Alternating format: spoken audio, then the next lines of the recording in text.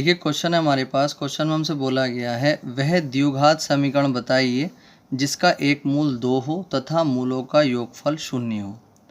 तो देखिए क्वेश्चन में हमसे बोला गया है कि हमें एक द्विघात समीकरण बतानी है जिसका एक मूल हमें यहाँ पर दे रखा है और बाकी हमसे आगे बोला गया है कि जो मूलों का योगफल है वो 0 है।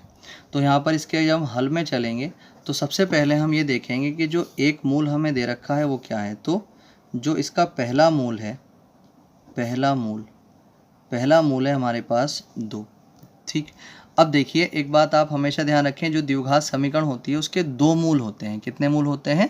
2 मूल होते हैं। पहला मूल जो है हमें दे रखा है इसका, तो दूसरा मूल हम यहाँ पर मान लेंगे इसका। दूसरा मूल माना दूसरा मूल इज इक्वल टू बीटा है। ठीक है। अब हम यहाँ पर क्या करेंगे, हमसे क्वेश्चन में बोला गया था कि जो मूलों का योगफल है वो 0 है। तो मूलों का योगफल जो द्विघात समीकरण होती है उसके 2 ही मूल होते हैं। पहला मूल 2 है यहाँ पर दे रखा है, दूसरा मूल हमने बीटा माना है और हमसे अकॉर्डिंग टू द क्वेश्चन यानी प्रश्नानुसार हमसे बोला गया है कि मूलों का योगफल 0 है। तो यानी कि मूलों का योगफल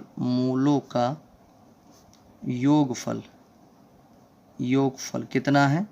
0 है। तो मूलों का योगफल का मतलब जो मूल है हमारे पास उनका योगफल यानी उन दोनों को जोड़ देना, यानी 2 + बीटा इज इक्वल टू कितना है? 0 है। ठीक है। तो अगर हम यहाँ से बीटा की वैल्यू निकालते हैं तो ये 2 इधर आकर के माइनस का हो जाएगा। ठीक है। तो इसलिए अगर हम देखते हैं तो जो दूसरा मूल हमारा आया है, दूसरा मूल कितना आ चुका है? -2 आ चुका है। ठीक है, क्योंकि बीटा माना था तो -2 आ गया था। अब देखिए कोई भी द्विघात समीकरण निकालने के लिए हमारे पास जो फॉर्मूला होता है वो होता है x² माइनस मूलों का योगफल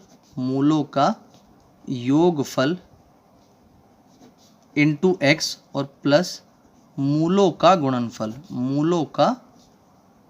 गुणनफल इज इक्वल टू में 0। ठीक है। अब अगर हम देखते हैं तो हमें मूलों का योगफल तो मालूम है, ये रहा 0। ठीक है। मूलों का गुणनफल और हम यहाँ पर निकाल लें तो मूलों का गुणनफल ऊपर आप निकाल लो, मूलों के गुणनफल का मतलब क्या होगा? जो मूल है हमारे उनकी गुणा।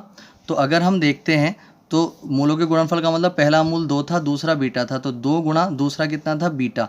ठीक है। तो 2 और गुणा बीटा की वैल्यू कितनी आई थी हमारे पास? -2। तो 2 दूनी कितना हो जाएगा? -4। ठीक है। प्लस और माइनस की मल्टीप्लाई, -2 × 2 = 4। अब हम मूलों का गुणनफल भी हमें मालूम है, मूलों का योगफल भी हमें मालूम है, तो हम इस फॉर्मूले में रख सकते हैं वैल्यू। तो x² माइनस मूलों का योगफल कितना था हमारे पास? 0 और इंटू में x और प्लस जो मूलों का गुणनफल था वो कितना था हमारे पास? -4। ठीक है। तो ये -4 और इज इक्वल टू में 0 आ जाएगा।